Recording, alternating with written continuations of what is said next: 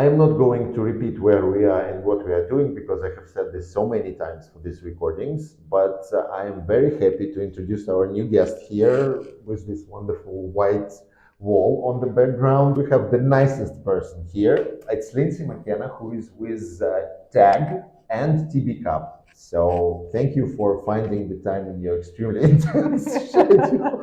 Thanks for inviting me. I'm thrilled to be chatting. Is it your first time in Paris? No, I've been here before, Do you but like like it? in 2013. Okay. Do I like it? Do you like it? Oh, it's been raining the whole time we're here, but yeah, it's okay. It's good. It's nice. All right. How is the weather in New York where you're based? Also raining. Raining? Yeah. Okay. So not too much of a difference. Not yet snowing? No, not yet. Not All yet. right. So let's start with just the basic things. Can you tell us a little bit about TAG and what are you guys doing in the world of TB, just in case there are some new people who did not know about the fact that you are kind of the leading. Yes. So TAG stands for Treatment Action Group. It's a research and policy advocacy organization, basically an activist group that was formed 30 years ago. It was born out of ACT UP and the ACT UP movement. And it was the Treatment and Data Committee that spun off and formed TAG. And at the time, they were doing a lot of inside-outside strategy work with the US government around the development and introduction of HIV medications. And then about 20 years ago, Treatment Action Group started working on tuberculosis because they realized as they were scaling up access to ART, both domestically and globally, people were dying of TB. So they were getting on HIV treatment only to die of TB, and realized that Treatment Action Campaign in South Africa actually made them realize that TAG needed to start working on TB as well. So we started doing that 20 years ago. And 10 years ago, we founded the Global TB Community Advisory Board, which Dennis has been a member of. And it's a group of kind of research literate activists from around the world who are engaging with drug, diagnostics, vaccines, sponsors, and really trying to move the needle in terms of community engagement and research and access to what comes out of those efforts. All right. What other diseases you guys are focusing on? TB, HIV, anything else? Yes, TAG also works on hepatitis C. So we have the three programs: HIV, tuberculosis, and hepatitis C. So HIV and the two of the leading comorbidities among people living with HIV. And what are the main sort of products or directions of work other than CABs? Yeah. I mean, because people are familiar with the idea of negotiating with pharmaceuticals, trying to advocate for the price reductions and early access and stuff, but other things? Yeah, so we organize the rest of our work kind of into three buckets. One is trying to increase investments in TB research and development, so advocating for governments to put more money into research to help drive innovation. The second bucket is related to helping then influence the research agenda. So making sure what the governments are spending on research is high quality, it's needs driven, it matches community priority, and is going to really affect change and have the maximum impact on the epidemics we work on. And then the third bucket is working on making sure that whatever comes out of research is accessible to people who need it. So access to innovation under the frame of the right to science and to benefit from scientific progress. Don't be surprised that I'm asking this question, because I'm going to ask it from the point of view of the person who maybe just joined the movement, or somebody who is like working in the field, consulting people, and not really know still or don't understand. How do people with no medical background, not being doctors, not being scientists, how can they impact things like clinical trials? When you look at the clinical trial protocol, it is extremely hard to understand. What are the words in it? Is it English? Is it Russian? Which language is it? What's the sense of it? And is anybody even listening, really? Yeah, I think it's a skill that's kind of honed over time, but I think community people are the best people to be looking at those documents, because they're ultimately going to be the end user of whatever comes out of that research. And they know their community, cultural, local context better often than the researchers who are Mhm. writing those protocols at the more global level, right? Okay. So I think it's a skill that's built over time. I think, TAG has developed a lot of resources with the mind of trying to train people who don't have this background in, medicine or science, people who are community activists to understand science and feel empowered to be able to engage with these types of protocols. We've developed an activist guide to protocol review, which kind of takes you through the key sections. It helps you see through the noise. Like there's a lot of jargon in the protocols, words that are not familiar, lab values that you don't know what it means. But some of that, all of it's important, but there are key parts of the protocol that communities can have a big impact on. And so the resources we've developed help you kind of see through the noise and focus on the main points of protocol where community activists can maybe have the biggest impact in terms of their input. And I think, it has changed over time. I think researchers have really started to see the value of community input. And so in the past, when it was harder to get them to listen and incorporate what we're saying, I think now they've really kind of turned a corner in terms of understanding the benefit community input can bring, because they've seen how slowly the last generation of TB innovations, drugs, diagnostics have been taken up. And I think they realized that if they had engaged communities earlier, maybe we'd be in a different place with those things. Okay. Speaking about the progress, okay, scientists have come a long way, and like TB, we hear a lot of exciting news at this conference and recently, like anti-TB results and others. Like, what do you think what is the global picture? Are we getting there? Are we getting TB defeated or not? And if you know, what do you think of the Eastern Europe and Central Asia with this regard at this picture? Yeah. I think in terms of the research, we're getting there. I think in the last 10 years, there's been a revolution in terms of the tools we have. So we have been doing a lot of work under the banner of the 146 by 24 campaign. The 1 stands for shorter regimens for TB preventive treatment, the 4 is shorter regimens for drug-sensitive TB, and the 6 is shorter regimens for drug-resistant TB. So we've seen tremendous advances in terms of the regimens we have across the spectrum. We have much more effective, much safer, much more tolerable regimens than we did before. In diagnostics, there's also been a major revolution, and there's a second one coming because there has been, I think, from COVID-19, a lot of investment and appetite from diagnostics companies now to try to modify their platforms and assays to serve the TB market. And so I think we've made a lot of progress. We're finally seeing TB vaccine studies taking off, right? And more investment in vaccines than we've ever seen before.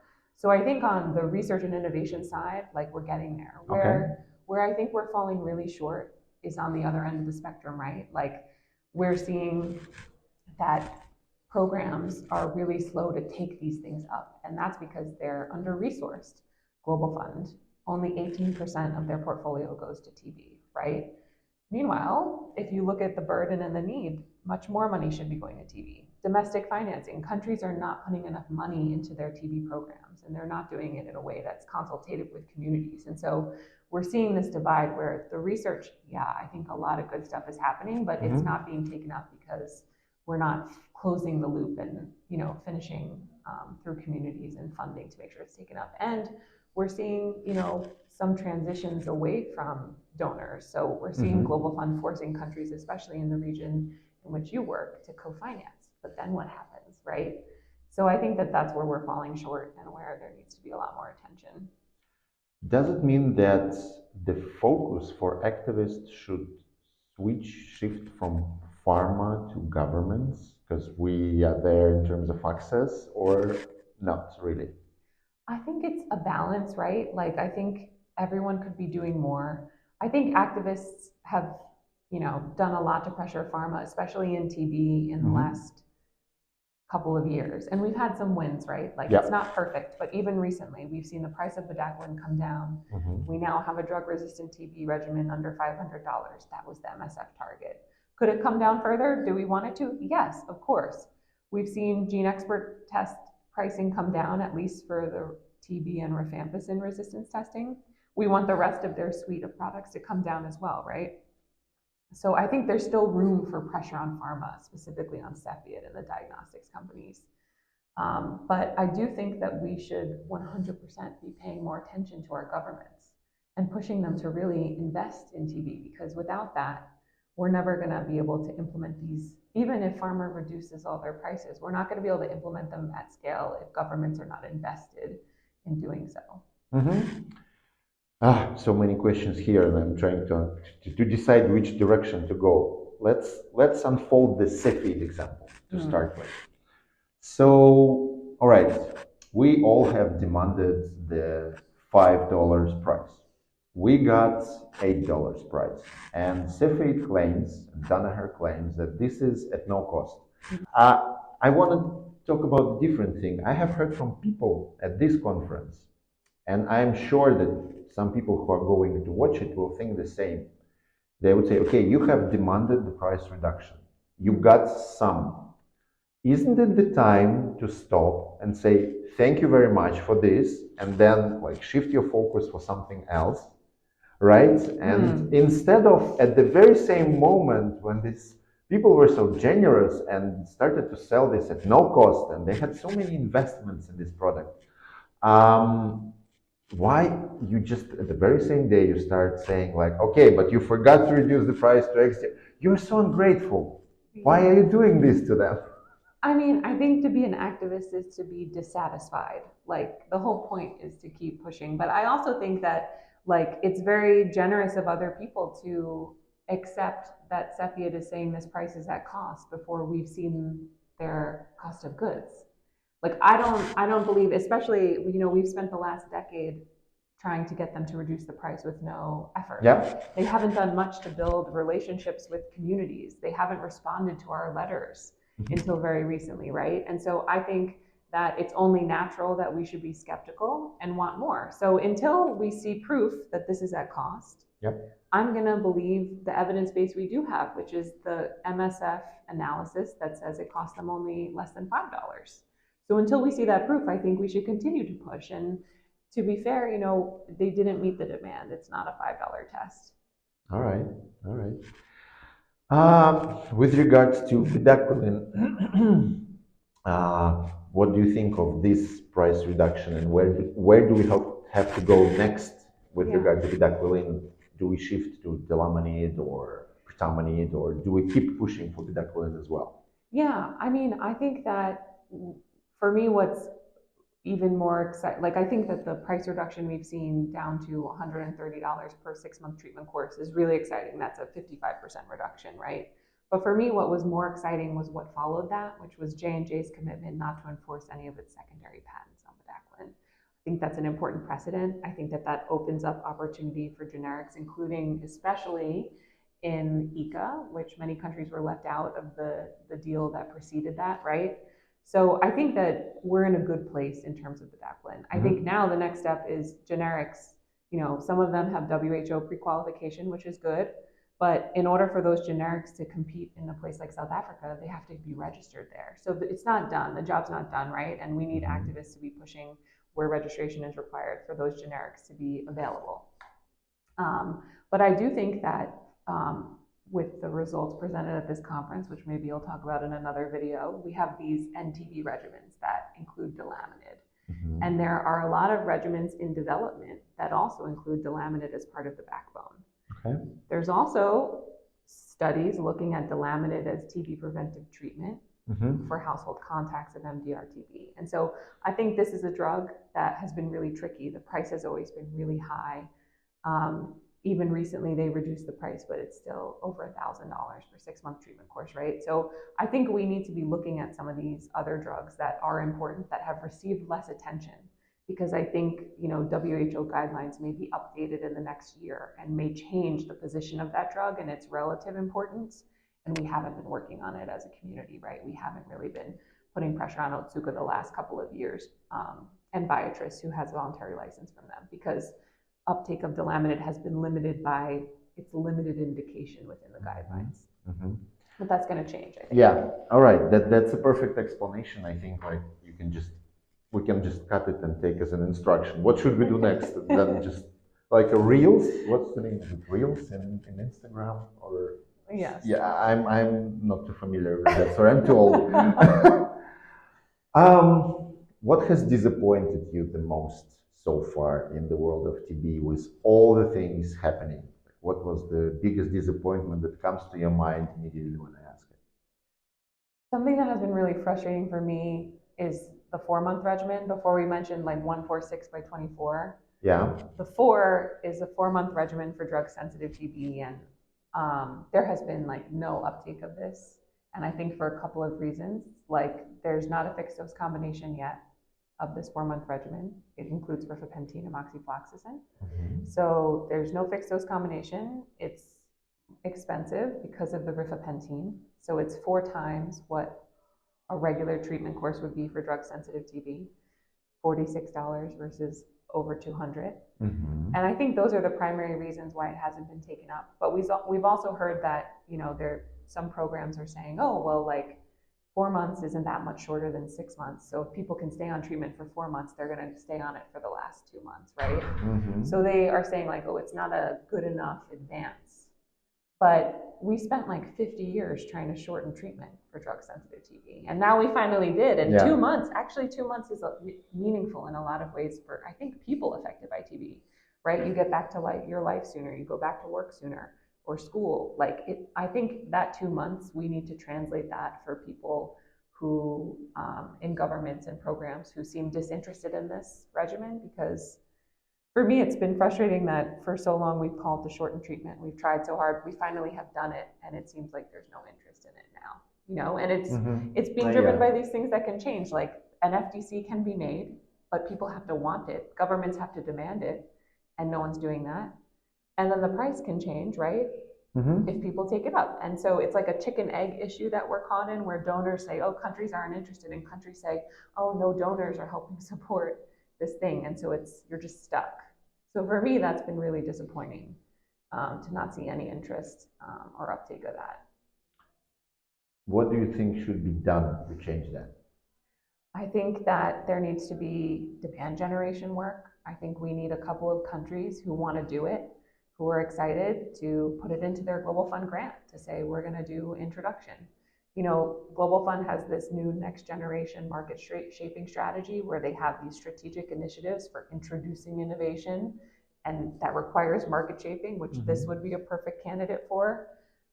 So I think that, government should think about how to introduce this, because we need someone to move. It's a game of chicken and egg issue, and a game of chicken, and I feel like government should move first. Do you feel like there are any champions in the world who can try to do that in terms of countries? Yeah, I mean, I think there have been certain countries that have said they're interested in doing it in like a more limited way, like under operational research setting. For example? I think I don't have good examples, but I have like a list of countries that I Okay. can share with you later. But I think that there were some countries that like came out in front and were supportive of 146 by 24, which Mhm. 4 is a 4, and that included Georgia and Ukraine in your region. All right. So I think that that could be a good starting place. And I think also from like your network in the region, it'd be interesting to hear if community activists are excited about a 4 month regimen, and if like there's interest there, because I feel like it needs to come from the ground up often. Yeah, that's good enough. I think these two countries are the perfect example for the region to understand the context. On the contrary, what do you think are the biggest successes? What excites you the most? Maybe of things that you didn't yet mention? Yeah, I think the things that excite me most are that there is a growing network of community groups and community folks that are interested and Mhm. building their capacity to work on the whole pipeline, like from research all the way through to policy translation and uptake. So seeing regional cabs, including through Smart for TB, coming online, like for me, yeah, that has been really exciting. Yeah, to like expand the cabs and community groups that we're able to work with has been very nice. Yeah, good to hear. Yeah, and yeah, we have been promising to release we're keen to do the TB procurement analysis reports for like 3 years, and we're finally getting there. And the first one is going to be published probably by the time when this video will be released. there will be a report. Yay!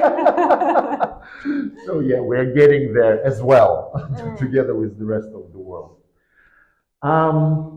The last question, it's about activism, obviously, because you are an amazing activist, and TAG comes from like the very beginning of access activism. For you, what do you feel like? What does it take to be a good activist?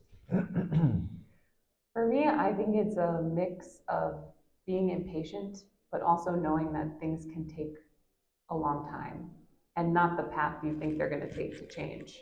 Like, I think to be a good activist, you have to be impatient and unhappy and dissatisfied with where things are, but you also, I think, have to play the long game in some ways when you're thinking about how to change things from both an inside and an outside strategy. And I also think you have to be good at paperwork. Yeah, something that doesn't necessarily come to mind to most of the people, but it is. I mean, so true. It's true. Like, there's no revolution without a little paperwork. So I think that it's important. How long have you been doing this? I'm celebrating my 11th year at TAG. Yay, that's cool. Yeah. We're not going to reveal your age. Thank God. I joined when I was 16. I'm 34. Yeah, I think that was a brilliant answer. Do you agree? I mean, do you feel the same? No, I said that like with regard to paperwork, I got like super excited, and you don't get it much, and you feel like you're the only one understanding the importance of writing this whole thing down. All right, Lindsay, thank you so much for your time, and I really appreciate you coming. It was super amazing to have you here, and please, everybody, be like Lindsay. It was my pleasure. Thank you for having me. Thank you. See you guys. Bye bye.